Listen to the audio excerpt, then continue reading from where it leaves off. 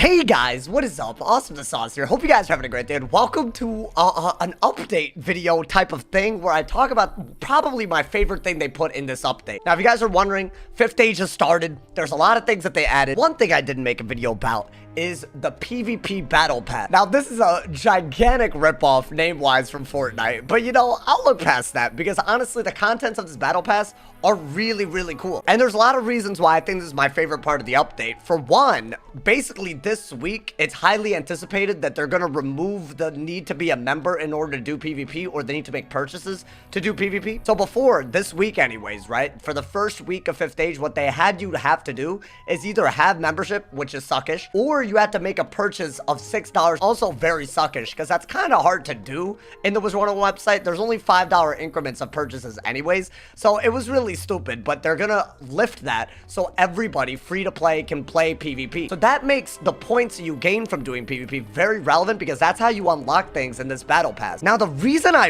really like this is because let's say that you don't even pay, right? Let's say that you don't buy the battle pass. If you're a member, it's 2,500 crowns. If you're not, it's 5,000. But let's say that you were not even to buy it, right? Let's say that you were just queuing up for free, not buying the battle pass for free, earning points for free. There are a lot of things that you get that are basically exclusive to PvP now if you're a free-to-play player. Some of my favorite parts of this is the double pet XP elixir right here. You have to get 61 points in order to get it, but you don't have to pay for membership or pay crowns for this to get it. I believe you get like 5 if you buy it, but if you don't, right, there's a Perot's potion here. There's a gardening benefit for free in the tier 3 section. When you do buy it, right, you get all kinds of extra elixirs. You get a second double pet XP elixir here. You get a third double pet XP elixir here, a 4th double pet XP elixir here, and then a 5th one right here. So not only can you get free elixirs literally just by doing PvP, if you pay for it, you can get basically double pet XP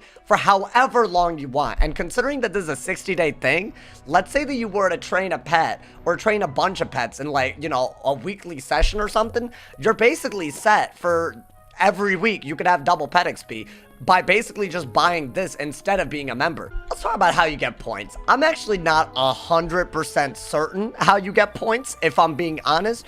I've won 3 and lost 3, which on this wizard anyways, which is actually pretty upsetting. I feel like some of those, hey, we don't talk about them anyways, but that gave me a total of 18 points. So to me, that means that every win was worth, like, I don't know, 4 points, I would say, and every loss maybe 2 points, or I don't know, something like that. I think if you experiment, you'll notice. But basically, the gist of it is, the more you PvP, the more points you unlock, whether you win or lose. I believe that's actually how it works. Now, the other extremely relevant piece of thing in this battle pass is the arena medals. So, in case you guys are wondering, right, there's some that you have to pay to get the Scroll of Fortune to get. Like, let's say that you were to buy it, right, and you got the points to get to the 166 point reward, you get an epic medal.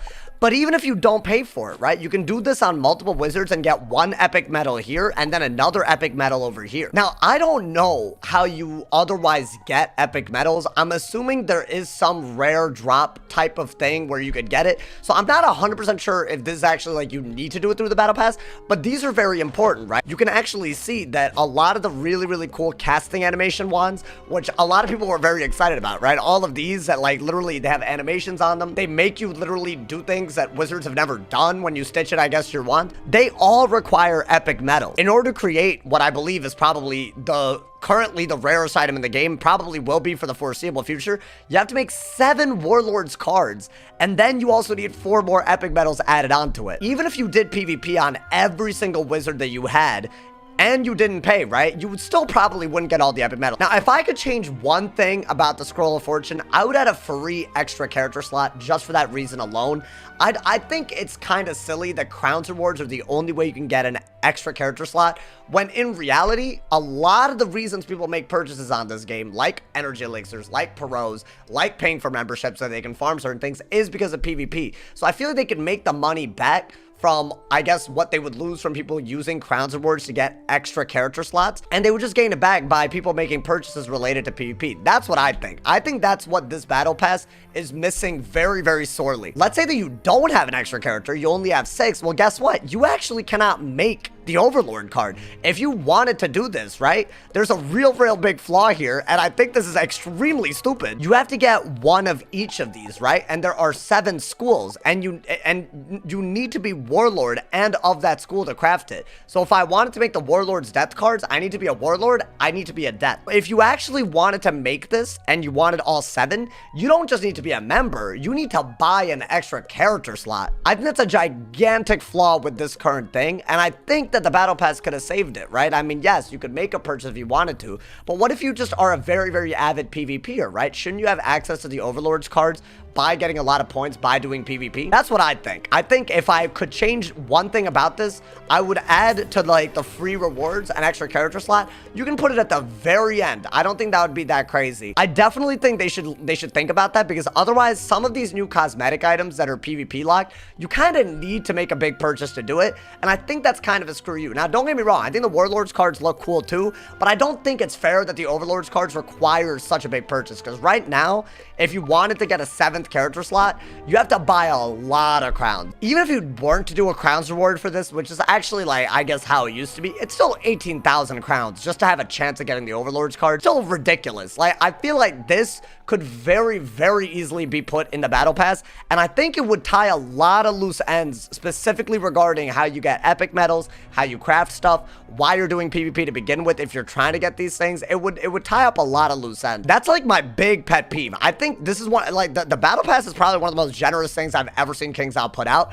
I'm just being very honest here. I feel like even when you look at, like, you know, the Scroll of Fortune, when you look at the free items versus the paid items, they normally lock elixirs. Like, look at this, right? This is probably one of the best things that you could get, right? 3 1-hour gardening benefits. There's no way they would put this for free on the Scroll of Fortune. And yet, for the first time ever, we see something for free that's very helpful, just there for people that play free. That's a really cool idea. I'm really hoping that this is the type of thing they do a lot. But again, there is something missing, and I do think that it's the problem with the Overlords cards and the extra character. I guess the other pet peeve I have right now is basically just related to Spellments, which kind of unrelated, I guess, to this discussion about the battle pass, but I think it's kind of stupid that you get Spellments at the beginning, you get basically 2 Spellments from 5 different spells, which, considering you need 75 to upgrade, is very small. So I think there should be more Spellments that you actually get by doing PvP, and that's a great idea that they've already started with this,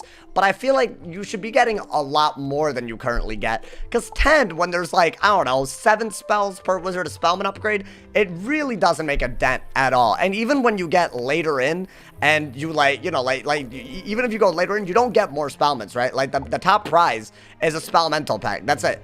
You don't get more and more Spellments for PvPing. I feel like this is a big missed opportunity as well. So that's my other big pet peeve. I was really hoping, because, you know, Spellments are very good in PvP right now.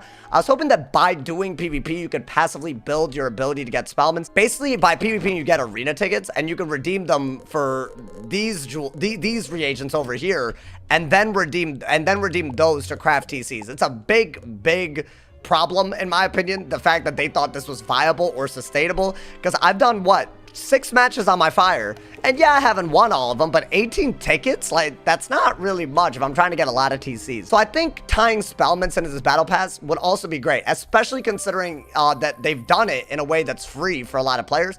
Continuing down that direction, making it free, but giving you a reward for spending time on the game, I think that's a pattern that I would like to see a lot more. I feel like there's a great execution on this. It has a few things missing, but honestly, it's progress compared to some of the stuff that we've actually had the misfortune of experiencing in this game before. But yeah, guys, that's my real unbiased opinion on this. I think it's missing a couple of things here and there, but considering that you can literally get so many things for free just by doing PvP, even things that help you craft really cool cosmetic items, I'm really a big fan of it. Let me know what you guys think of the battle pass. Did you guys know how many, like, actual free items there were? Because I don't think they did a good job of even advertising this. I think it's like a hidden gem in this update. But also, what do you guys think it's missing? What do you guys want to see? Because I feel like every season they're gonna have a new battle pass, so every season there could be new items that they could add. So let me know in the comments what you guys would like to see in a battle pass, especially as a reward for doing a lot of PvP. As always, y'all, I hope you guys enjoyed this video. I had to make a video on this because, like, I feel like even people that don't PvP could get a gigantic use out of this. So why not, you know, spreading the word out here for the people. As always, drop a like if you enjoyed, leave a sub if you're new, and if somebody has not told you you're awesome today, they doing something wrong. Thank you guys for all the love. Stay awesome, and yeah, yeah.